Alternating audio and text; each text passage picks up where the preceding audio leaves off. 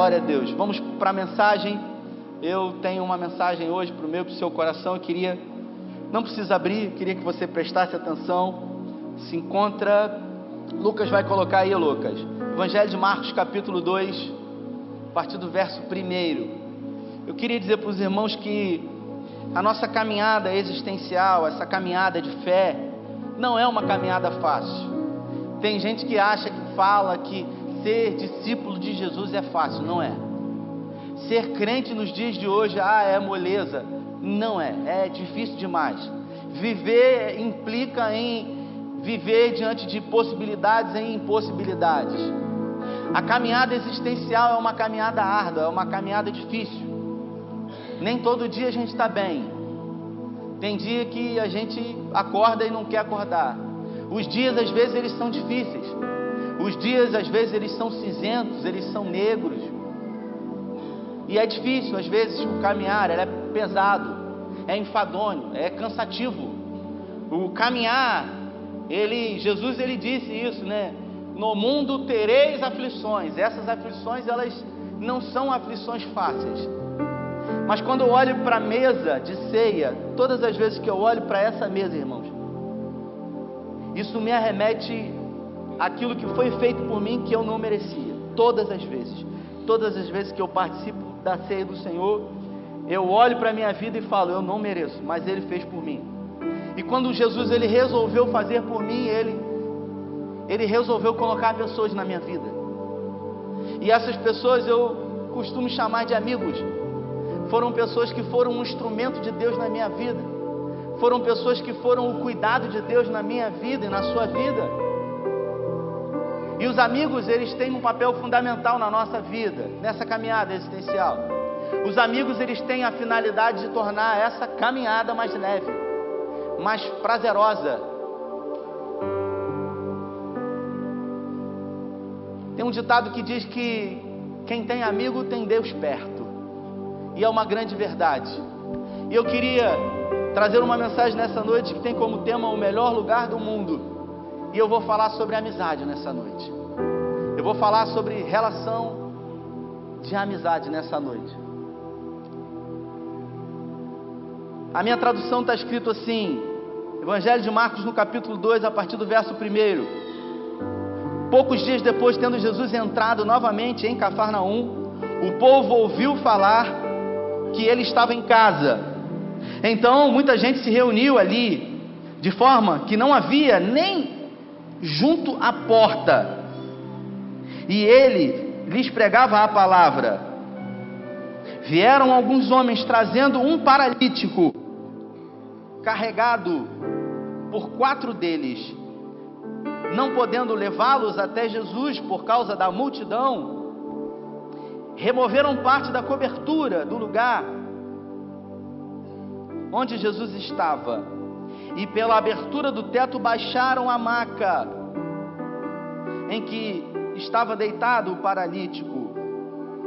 Vendo a fé que eles tinham, Jesus disse ao paralítico: filho, os seus pecados estão perdoados.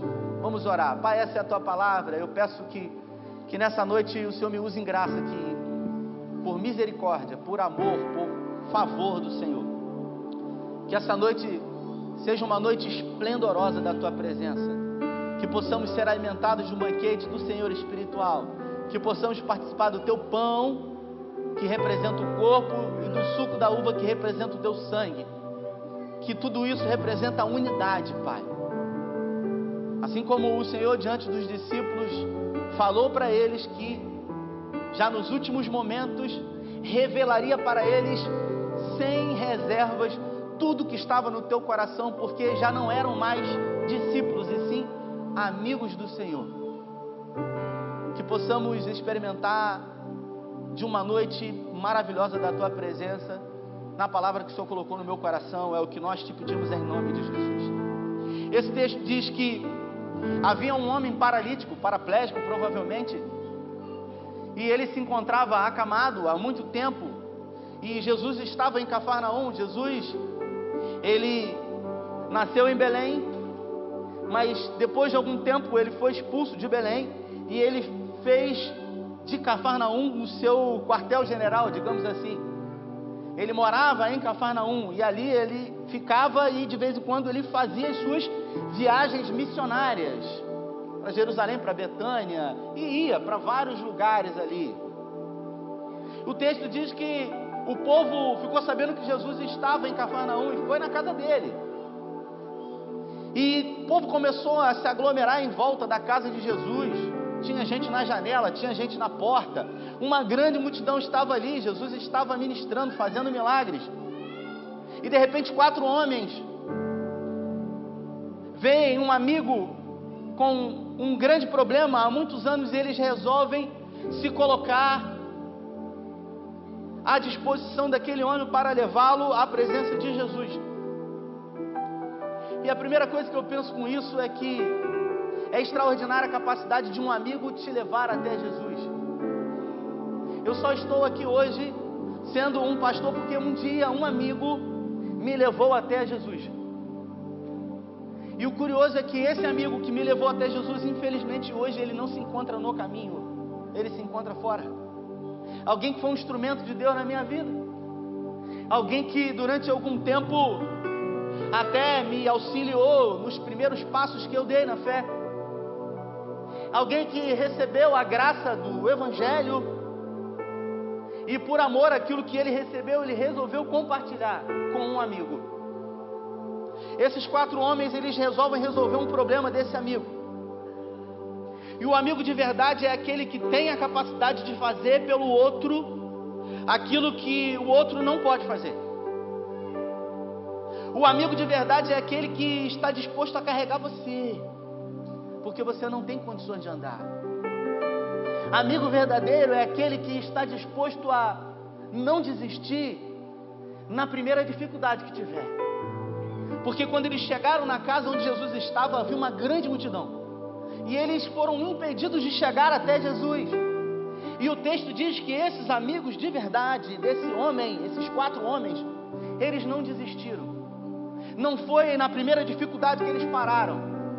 Provavelmente eles pensaram, o que a gente vai fazer? Não tem como. Tem muita gente, mas a gente vai fazer. E já que a gente não pode entrar pela porta ou pela janela, a gente vai entrar pelo telhado. E o texto diz que eles tiraram alguma cobertura que havia no telhado e eles desceram aquele homem. Você consegue imaginar a cena? Eles descendo um homem pela maca, aonde Jesus estava, no meio da casa. E Jesus olha para a atitude daqueles homens e Jesus diz que pela fé não do paralítico, mas pela fé daqueles homens, Jesus dá uma direção para que os pecados deles sejam perdoados e ele volte a andar, ou ele ande. Isso quer dizer que o amigo de verdade, ele tem a capacidade de fazer por você aquilo que você não pode mais fazer. Ele tem a capacidade até mesmo de crer por você. Quantas foram as vezes que você realmente desejou que alguém estivesse aqui na presença de Jesus? Você não mediu esforços para isso? No aniversário da igreja você chamou, numa festividade você convidou, no seu trabalho você disse. Eu como pastor, obviamente, sou muito abordado pelas pessoas que estão passando por dificuldades. E as pessoas dizem, eu tenho um amigo, eu tenho um parente, eu tenho um vizinho, eu tenho um irmão, eu tenho isso, e eu queria que o senhor conversasse com essa pessoa. E normalmente eu vou. Outro dia eu fui num banco de Cabo Frio. Uma pessoa pediu uma oração lá. E para minha surpresa eu achei que fosse com os funcionários. Só que o banco estava aberto, no meio do movimento. E a gente teve um momento de oração incrível ali. E as pessoas sentiram a presença de Jesus e foi uma experiência extraordinária. De um amigo que decidiu, uma amiga que decidiu fazer isso por alguém. Esse homem, ele teve a vida transformada porque um amigo, ou melhor, porque 4 amigos resolveram fazer por ele aquilo que ele já não podia mais fazer.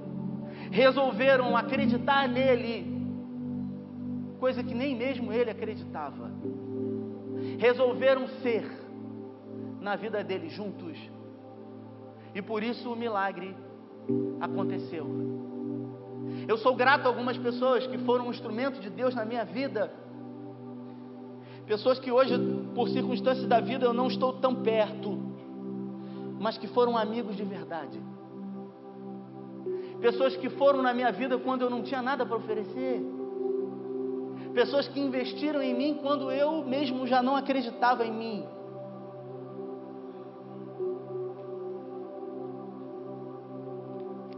O meu papel como pastor de uma comunidade local é de pastorear o rebanho. E dentre essas funções é de trazer para nós a ideia de que na vida existem coisas muito importantes e existem coisas urgentes. E deixar claro para nós que nós não podemos confundir aquilo que é urgente com aquilo que é importante. Talvez você me pergunte qual é a diferença entre o que é urgente e o que é importante. Urgente é aquilo que eu preciso fazer. Urgente é aquilo que me consome todo dia. Amanhã eu preciso acordar, mas tem 2 provas na faculdade. Tem que pagar a conta, tem que voltar para a igreja, tem que trabalhar. Urgentes são coisas que eu tenho que fazer. Importantes são coisas que eu me importo. Amigos fica na classificação de coisas importantes, porque eu me importo. E por isso, de alguma maneira, eu preciso fazer. Eu preciso me desprender. E não precisa abrir em 2 Timóteo. Na última carta que Paulo escreveu, Paulo já sabia que morreria. Ele já estava na iminência de morte, numa masmorra em Roma, num lugar sujo, podre, fétido, úmido, insalubre.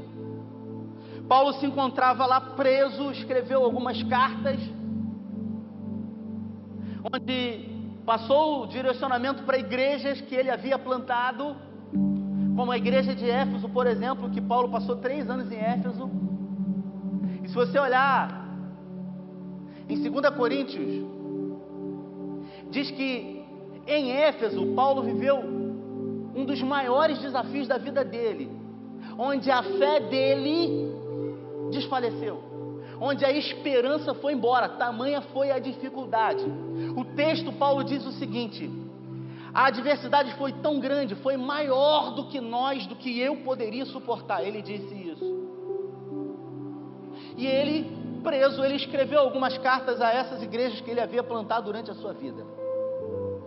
E ele escreve ao seu filho na fé, Timóteo, um jovem pastor.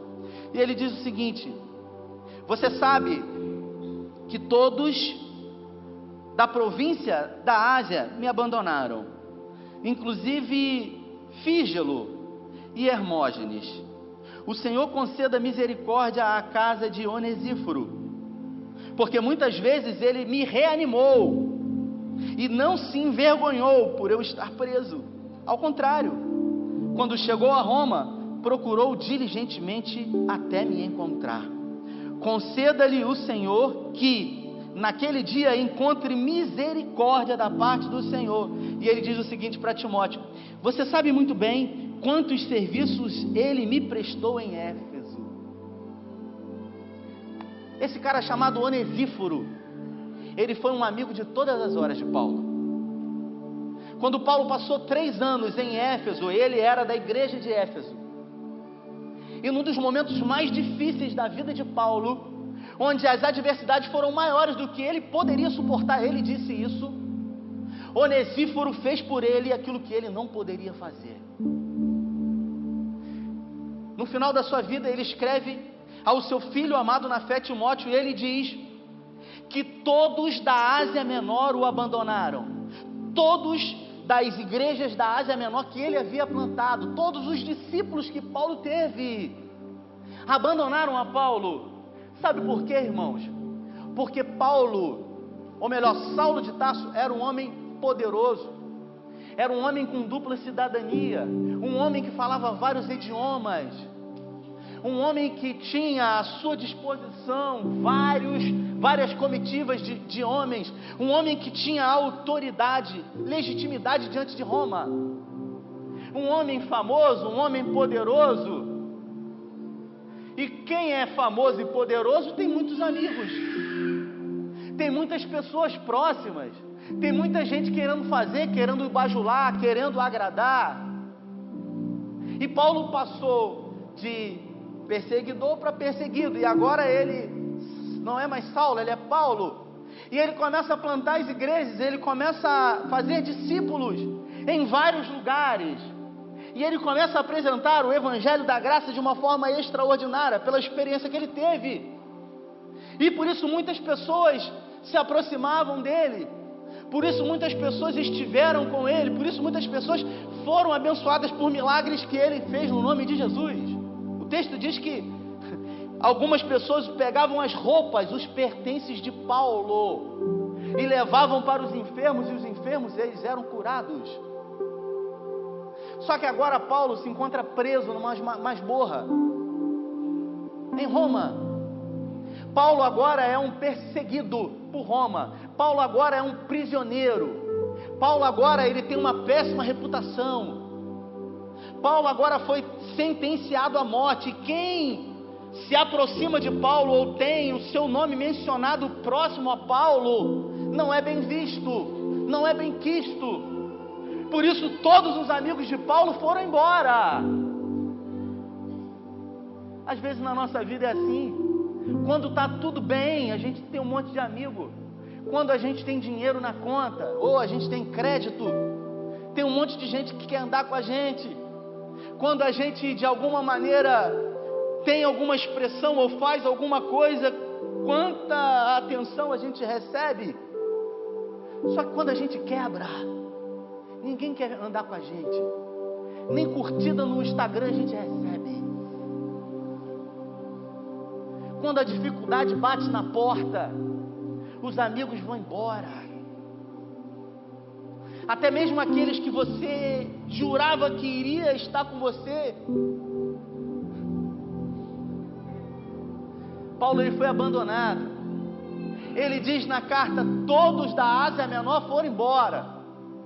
E ele cita o nome de dois camaradas que ele ajudou muito, Fígelo e Hermógenes. Ele cita para Timóteo o seguinte: todos da Ásia Menor me abandonaram, inclusive Fígelo e Hermógenes.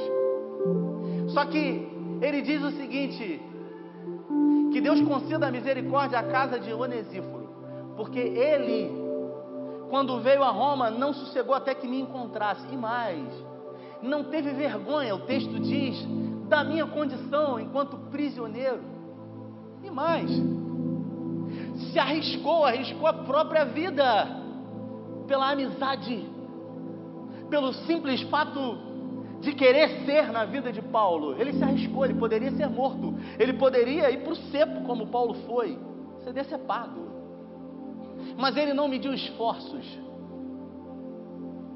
para estar e para ser com Paulo. E Paulo diz que Deus conceda misericórdia. E Paulo ainda diz o seguinte: porque você sabe, Timóteo, o quanto ele fez por mim lá em Éfeso. É assim na minha vida e na sua vida. Talvez você me diga o seguinte: poxa, pastor, eu tive alguns poucos amigos, mas eu me decepcionei. Pessoas traíram a minha confiança, e depois que isso aconteceu, eu decidi não ter mais amigos, porque ter amigos é muito difícil. Isso me fez sofrer demais e me fez não permitir que as pessoas se aproximem de mim, e só eu sei o que eu vivi.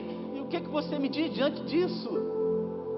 Eu digo para você que na vida nós vamos nos deparar com alguns amigos que vão se chamar Fígelo, Hermógenes, vão se chamar Judas, porque Jesus juntou 12, amou os 12, escreveu o nome dos 12 na história, fez tudo pelos 12, e um dos 12 o vendeu. Sabe quando um pastor ele diz assim no púlpito: Jesus sabe exatamente o que você está sentindo? Isso não é um clichê evangélico. Jesus ele foi traído, Jesus, ele foi vendido. Jesus, ele foi trocado. Por isso ele sabe exatamente o que você sente. Quando você que está aqui, está entendendo o que eu estou falando, foi traído por alguém. Alguém que você confiou. Alguém que você abriu a porta da sua casa. Alguém que você abençoou. Alguém que você tirou do seu e dos seus filhos e deu para esse alguém. E você sabe o que esse alguém fez? Traiu você. Decepcionou você. E isso fez muito mal para você. Mas eu quero dizer para você, no nome de Jesus, que na vida nós vamos nos relacionar com Judas, com Fígelo, com Hermógenes, mas o Senhor, ele sempre coloca Onesíforos nas nossas vidas, para produzir refrigério na nossa alma. O texto, segundo Eugene Peterson, eu trouxe a NVI, o Eugene Peterson, ele diz o seguinte antes, ele diz o seguinte: Onesíforo me recreou. Ele usa essa expressão, recrear, de recreio. Isso nos lembra o tempo de escola, porque recreio é um momento de alegria, é o momento da merenda, é o momento de refrigério, entre um tempo maçante onde a professora está falando, você tem que assimilar tudo. E o texto diz, Paulo falando que Onesíforo recreou muitas vezes. Que não falte na minha e na sua vida Onesíforos. Pessoas com a capacidade de colocar inclusive a vida em risco por amor a nós, para fazer por nós aquilo que nós não podemos mais fazer. Pessoas que estão dispostas a estar conosco sem vergonha, talvez pela posição social que por uma circunstância da vida você se encontre quebrado, quebrou. Pessoas estão batendo na sua porta para cobrar você, seu nome está sujo, mas ainda assim um bom amigo é aquele que não tem vergonha de sair com você, de ser um instrumento de Deus na sua vida. Talvez não podendo fazer muito por você, mas dizendo para você, eu estou aqui com você, meu irmão. E eu sei que mais cedo ou mais tarde isso vai passar. A Bíblia fala de uma das mais lindas relações de amizade que se encontra, não precisa abrir, em 1 Samuel,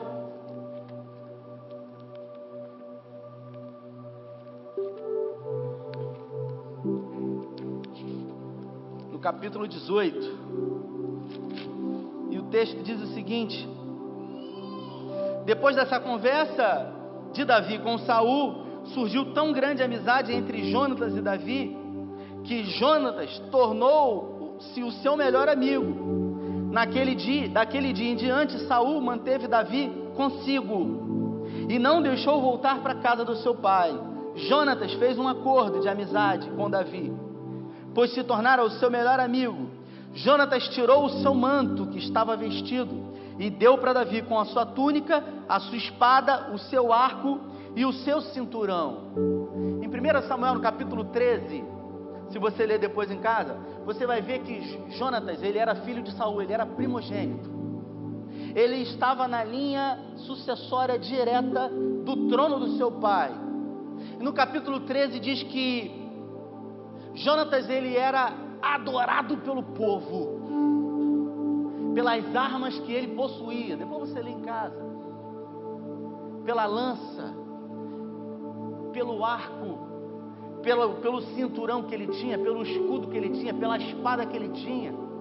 As pessoas olhavam para ele e aclamavam ele, vestido de guerra. E o texto diz que Davi era um adolescente, um menino.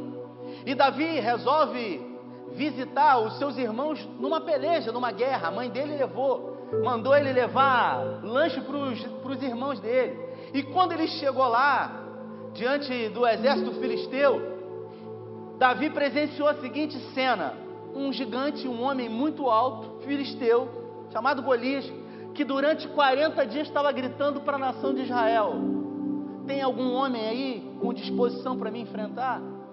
Durante 40 dias, Saul, que era rei, a Bíblia fala que o homem mais alto, o hebreu mais alto que tinha, ele batia no ombro de Saul. Saul era um cara alto, um cara forte. Davi era um franzino, uma criança. Quando Davi ouviu aquilo, Davi falou: que negócio é esse? O que esse cara está falando aqui? Que está afrontando a gente? Aí ele se colocou, falou: tem homem sim, pô. Tem, pô. Ainda falou com os irmãos dele: vocês não estão ouvindo o que esse cara está falando, não? Estava todo mundo com medo. E ele se colocou à disposição para enfrentar o gigante. Ele venceu, cortou a cabeça. Você sabe a história. E o texto diz que no coração de Jonatas surgiu uma gratidão por aquilo que ele havia feito à nação de Israel. E ele resolveu de forma voluntária ser amigo de Davi. E logo de cara ele deu tudo aquilo que representava ostentação e poder para ele, as armas dele, ele presenteou a Davi. Jonatas sabia que Deus havia rejeitado o seu pai, e que com isso provavelmente ele já não seria mais o rei da nação de Israel. Mas ele resolveu ser um amigo de verdade de Davi. E amigo de verdade é aquele que está disposto a estar com você, mesmo que isso custe caro para ele. Amigo de verdade é aquele que está com você nos momentos bons, mas também nos momentos maus. Amigo de verdade é aquele que está com você, não por aquilo que você pode fazer por ele. Amigo de verdade é aquele que é grato, porque um dia você fez por ele. E o texto diz que mais na frente, quando por muitas vezes Saul tentou matar a Davi, Jonatas alertou a Davi e disse para ele: meu pai realmente quer te matar, mas eu vou te ajudar e eu vou te pedir uma coisa, que a gente firme uma aliança aqui, porque você um dia vai ser rei, Davi. E quando isso acontecer, eu quero que você use de misericórdia comigo e com a minha descendência, pela nossa amizade.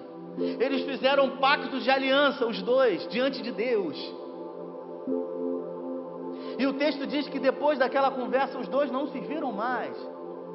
E eles foram para a guerra contra os filisteus e Saul morreu. E Jonatas também morreu. E Davi, depois de um período de tempo, ele foi colocado como rei da nação de Israel. E durante algum tempo, Davi precisou se preocupar em firmar o seu governo, o seu reinado. E ele estabeleceu fronteiras, ele fortificou cidades. E um dia ele estava em casa, e ele sentado jantando, ele chegou para os seus assessores e ele disse: porventura existe algum descendente vivo da casa de Jonatas, para que eu use de bondade com ele? Sabe como é que funcionava nas guerras? Quando um rei invadia um outro território, ele matava todos os descendentes. Todos os descendentes. E agora Davi resolve usar de benevolência por amor a uma aliança que ele tinha lá atrás, cara. A verdadeira amizade, ela se estende através de gerações. Eu estou falando de amigos aqui, eu não sei se você tem amigos. Eu não estou falando de pessoas da escola. Eu não estou falando de colegas do teu bairro, da tua faculdade. Eu estou falando de amigos. Eu estou falando de pessoas que você pode contar. Não importa a hora, não importa a situação, não importa a dificuldade. Eu fui sair de casa agora há pouco com a minha esposa para vir para a igreja, Cíntia. E aí quando a gente entrou no carro, eu e ela, e eu virei a chave do carro e o carro fez trrr. Eu falei: que satanás é esse? Meu Deus, um inimigo está furioso. E eu estava um pouquinho atrasado, eu virei de novo: Moisés, você que é mecânico? E fez trrr. Falei: que doideira, meu. Sangue de Jesus tem poder. Aí eu vi no painel a luzinha vermelha da bateria. R$360. Chegou a doer aqui, irmão, no bolso. Falei: meu Deus. Aí eu falei: meu Deus. Peguei o celular e a primeira coisa que eu pensei sabe quem foi? Num amigo. Em alguém que eu sei que vai estar em qualquer lugar, mas quando receber uma ligação minha, Fabão, vai falar assim: o que você precisa? Como muitas vezes me ajudou. Fabão eu conheci tem já vai fazer 9 para 10 anos. A gente entrou no mesmo dia na Boibom. Fomos entrevistados juntos e construímos uma história de relação, de amizade. Eu trabalhei 8 anos na Boibom. E eu não em Casimiro de Abreu eu não tive clientes lá. Eu fiz amigos, irmãos. Eu fiz amigos, pessoas que eu entro na casa delas e tudo que elas querem fazer é agradar. Glicério, bicuda, sana. Todas as vezes que eu entrava lá, eu voltava com sacola. Era laranja, era porco que eles matavam. Tudo que eles queriam era agradar. Sabe, quando você tem a capacidade não só de ter uma relação de negócio com as pessoas, mas você tem a capacidade de envolver as pessoas, não querendo buscar alguma coisa em troca, mas simplesmente para se afeiçoar pelas pessoas e construir uma relação de amizade. Davi, ele era assim. Os melhores amigos que ele construiu na sua vida, ele construiu quando ele não tinha nada para oferecer. Nada. Ele não era rei, mas ele fez muitos amigos. Ele não tinha um trono, ele não tinha um cedro, ele não tinha poder, mas ele tinha um coração puro. Ele tinha um desejo de ser na vida do outro. Você quer ver um momento que a gente vê amigo? É quando morre, que aí aparece um monte. E como eu disse no início desse culto, ainda leva um monte de flor lá. Eu vou levar para o meu amigo. Diz que ama e não tem uma relação. Diz que ama, mas não tem a capacidade de pegar o telefone e dizer o seguinte: olha, estou te ligando para dizer que eu te amo. Irmãos, eu como pastor, eu recebo muitas ligações. As pessoas me mandam muitas mensagens. Não é uma crítica aqui, não é um desabafo aqui, mas dentro desse contexto da mensagem eu vou dizer: 100% das mensagens que eu recebo, das ligações que eu recebo, são pessoas pedindo ajuda. A coisa mais difícil é eu receber uma mensagem de alguém dizendo o seguinte: Lemos, Rafael ou pastor, eu queria dizer que, poxa, eu estou com você. Eu queria dizer para você que eu te amo. Eu queria dizer que você é uma bênção na minha vida. Eu queria dizer para você que eu tenho um prazer de ter você, essa relação de amizade com você. E não é um desabafo aqui, entenda. É apenas algo a chamar a nossa atenção, porque nós somos assim. Nós vivemos dentro de um ativismo e nós não temos a capacidade de expressar para as pessoas o quanto elas são importantes para nós. O Tito está com 10 meses e tudo que eu faço é apertar e beijar e dizer que amo. Só que daqui a pouco ele vai crescer e quando ele ficar adolescente, ele não vai querer mais beijo. Vai levar para a escola e ele vai falar assim: me deixa na esquina. Quem já viveu isso diz amém aí. Meu Deus, é forte. Deus está nesse lugar aqui. Se prepara, Carla, vai chegar a tua hora.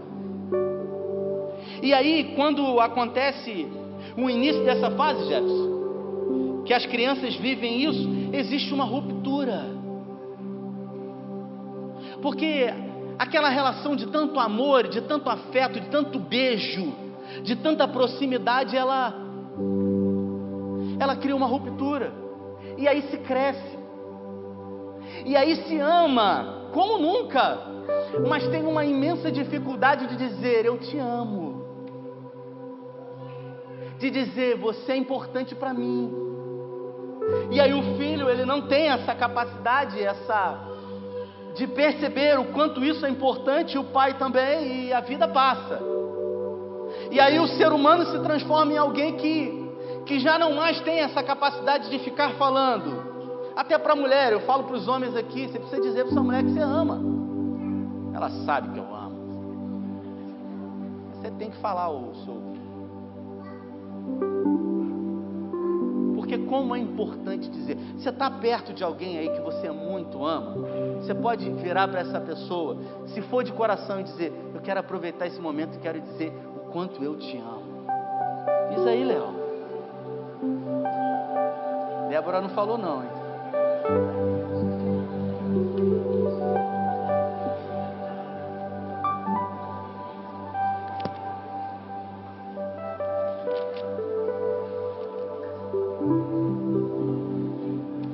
falando de amizade. E amizade tem a ver com lealdade, sabe? Ser leal, estar junto até o fim, não importa o que aconteça, dando certo ou dando errado, eu estou contigo. Davi fez amigos, como eu disse, nos piores momentos da vida dele. E o texto diz que quando ele estava fugindo de Saul, ele se abrigava numa caverna chamada Caverna de Adulão. E lá começou a se juntar com Davi muitas pessoas. E ele começou a se afeiçoar por essas pessoas. Ele começou a ter uma relação envolvente com essas pessoas. E essas pessoas começaram a ser cativadas. Lembrei agora da frase do Pequeno Príncipe, né? Você é responsável por... Como é que é a frase? Por aquilo que cativa, né? Davi, ele teve a capacidade de envolver as pessoas positivamente. E o texto diz em 2 Samuel, fala sobre os valentes de Davi.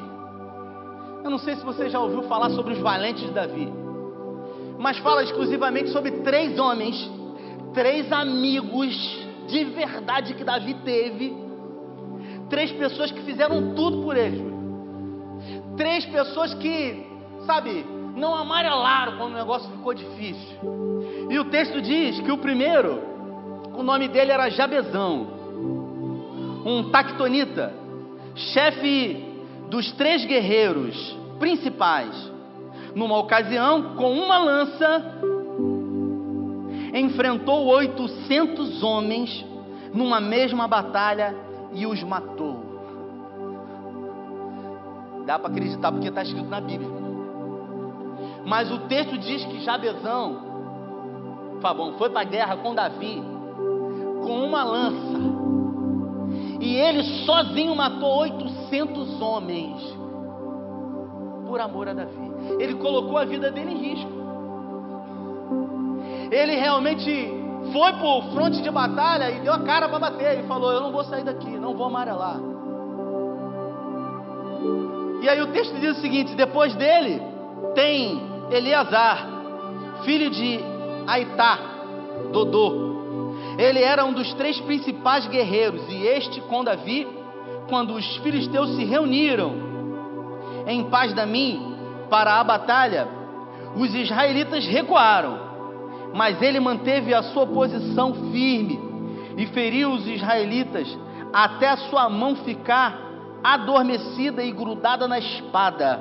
O Senhor concedeu uma grande vitória a Israel naquele dia, e o exército de Israel voltou para onde Eleazar estava, mas somente para saquear os mortos. Esse cara aqui não é brincadeira não, irmão. Esse aqui é amigo de verdade. O texto diz que Davi foi para a guerra. E quando chegou na guerra, Léo, sabe o que aconteceu? Davi foi com o exército dele. Davi foi com os israelitas, com os hebreus. Quando ele chegou na guerra, os filisteus vieram, o exército foi embora. O exército meteu o pé. O texto diz que Eleazar, ele se posicionou no meio da batalha sozinho. O exército foi embora, ele falou: não vou embora, com uma espada na mão, e ele foi matando todo mundo, ao ponto de no final da batalha Deus dar a vitória para ele, e a mão dele ficar grudada na espada, uma espécie talvez de cãibra.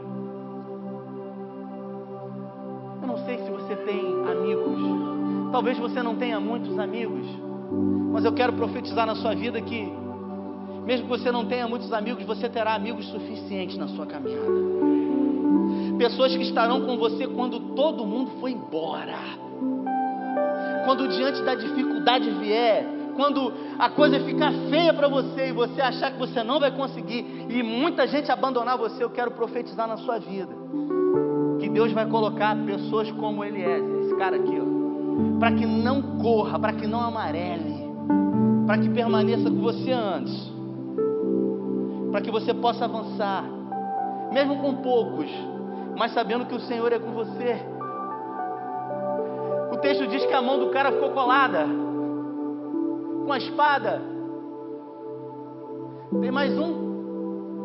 E diz que depois dele Samar, filho de Agar, os filisteus reuniram-se, onde havia uma plantação de lentilha, e o exército de Israel novamente fugiu dos filisteus, mas Samar tomou posição no meio da plantação e defendeu os filisteus. O Senhor concedeu a eles grande vitória. São pessoas que estão dispostas a estar do seu lado, não é se a probabilidade de chance for para dar certo, é gente que está junto com você independente da consequência, é gente que está dizendo o seguinte: eu não sei o que vai dar, mas eu sei que eu estou com você no nome de Jesus. É gente que você menos espera, e normalmente esses amigos, irmãos, são aqueles que a gente não dava muita coisa por eles, mas que quando o negócio aperta, eles demonstram gratidão, porque em algum momento você semeou na vida deles. Porque eu disse no início do culto, na palavra de oferta, que tudo na vida tem a ver com semeadura, tudo na vida tem a ver com sementes. E uma relação de amizade, ela é obviamente natural de uma semeadura. Você precisa semear, você precisa fazer. Não existe uma relação onde só um dos lados faz. Eu contei uma história aqui uma vez, numa mensagem de família, mas eu vou citar dentro desse contexto. Um dia eu saí de casa, do lado da minha casa, ela tem, onde eu morava, ela tem um pedaço de grama na minha calçada, e aí do lado tem um prédio também com um grande pedaço de grama. E um dia eu saí de casa e eu vi a grama do vizinho, irmãos, ela era verdinha, uma coisa linda, um tapete, e o meu pedaço era uma coisa horrorosa, um negócio feio, cara. Quando eu olhei aquilo, eu tive inveja. E aí tinha o zelador do prédio, ele estava molhando ali, e quando eu olhei, eu fui lá falar com ele. Eu falei: meu irmão, não tem como esse pedaço aqui ficar igual aquele ali, cara?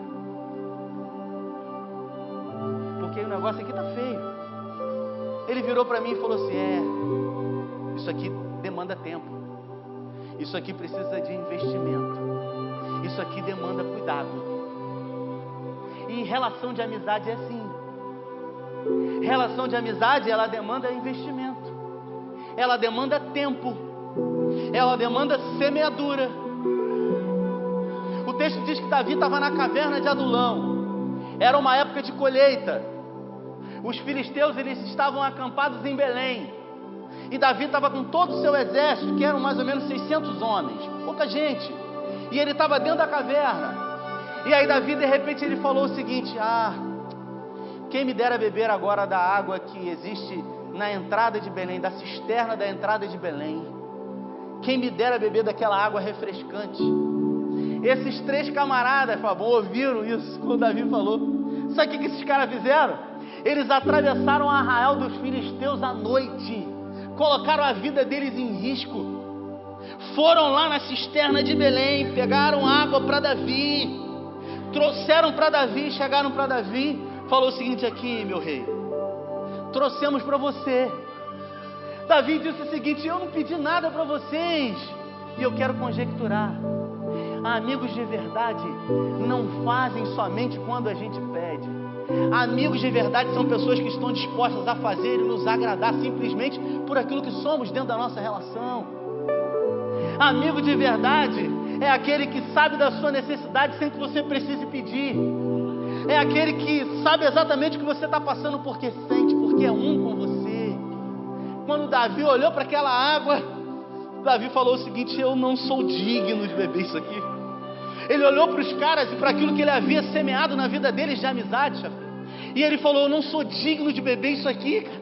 Olha o que esses caras fizeram por mim, eles arriscaram a vida deles por amor a mim. O texto diz que Davi pegou aquela água e ele fez assim, Davi, ele falou o seguinte: Senhor, eu quero ofertar essa água ao Senhor, por amor à vida deles, porque eu não quero receber isso, mas eu peço que o Senhor receba.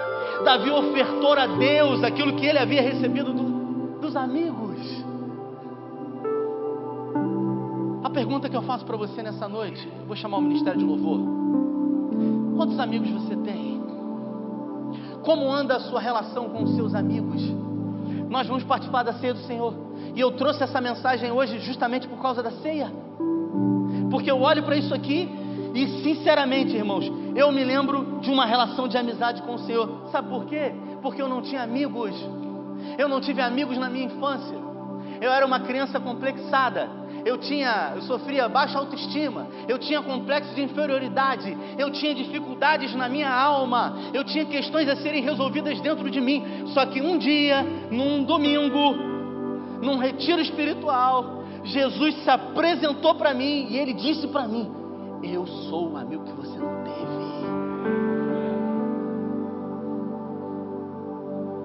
Eu não sei como andam as suas relações de amizade, mas eu quero dizer para você que no fim de tudo, no quebrar dos ovos, quando o omelete ficar pronto na sua vida, quando o tempo passar, quando a fama for embora, quando o diploma na parede não fizer mais sentido, quando tudo na sua vida já não fizer mais sentido, sabe o que vai restar para você?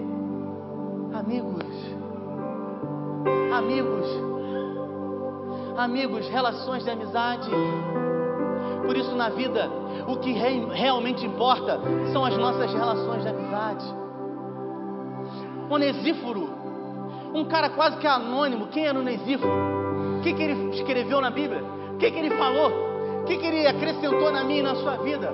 Ei, preste atenção. Um cara anônimo, mas na vida de Paulo ele fez toda a diferença. Existem pessoas na sua vida que foram um instrumento de Deus. Pessoas que abençoaram você um dos momentos mais difíceis da sua vida. Pessoas que fizeram por você o que você não pôde fazer. E essas pessoas ficaram esquecidas. Essas pessoas, o tempo passou, as dificuldades vieram. Veio filho, veio mulher, veio casa. E a relação esfriou. E hoje essas pessoas já não têm mais uma proximidade com você.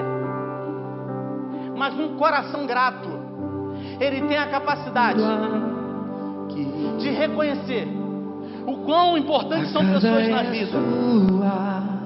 Um coração grato, ele tem a capacidade de sempre trazer a memória, como Davi trouxe, a memória, a aliança que ele tinha com Jonatas, e ir lá e fazer por ele. Todas as vezes que eu encontro alguém que foi um instrumento de Deus na minha vida, essa semana eu encontrei, estava almoçando no restaurante, eu encontrei um líder que foi um instrumento de Deus na minha vida, um cara que foi usado por Deus para utilizar a bondade de Deus na minha vida, um cara que não desistiu de mim. Eu olhei para ele e falei: meu irmão, olha, eu quero dizer para você, está cansado de ouvir, eu quero dizer para você que eu louvo a Deus pela sua vida e pelo que você fez por mim quando eu não podia fazer por mim. Você entende isso? Isso é semeadura, isso é semear, isso é investir. Teve um dia, em janeiro, eu passei mal, terminei de pregar aqui um dia, fui para casa, comecei a sentir rim, já operei 3 vezes, uma dor terrível, de 0 a 10 estava dando 15, né? Muita dor. Aí eu fui pro UPA, fiquei lá no UPA de madrugada, aplicaram a primeira dose de morfina, muita dor. Eu falei: eu tô indo. Falei: Senhor, prepara o caminho, se tem algum pecado oculto, revela, porque eu tô chegando, me recebe. Irmãos, era muita dor, irmãos. Falei: Senhor, eu tô chegando. Carla desesperada. E ali, Carla falou assim: vamos ligar para alguém. E eu falei assim: pega o telefone, liga para algum amigo aí. Na minha cabeça, na hora, passaram dezenas de pessoas que eu posso contar. Não porque eu sou um pastor, mas porque de alguma maneira eu externei uma relação de reciprocidade. De alguma forma eu semeei, eu tenho semeado. Porque na vida tudo tem a ver com semeadura. E eu pergunto para você nessa noite: o que você tem semeado? Mas você pode me dizer: ah, pastor, mas eu me frustrei, eu me decepcionei. Jesus também se frustrou e se decepcionou. Paulo também se frustrou e se decepcionou. Mas nem por isso deixou de acreditar. Porque sempre vai valer a pena amar. Sempre vai valer a pena ter amigos. Porque quem tem amigos tem Deus presente. Se coloque de pé no nosso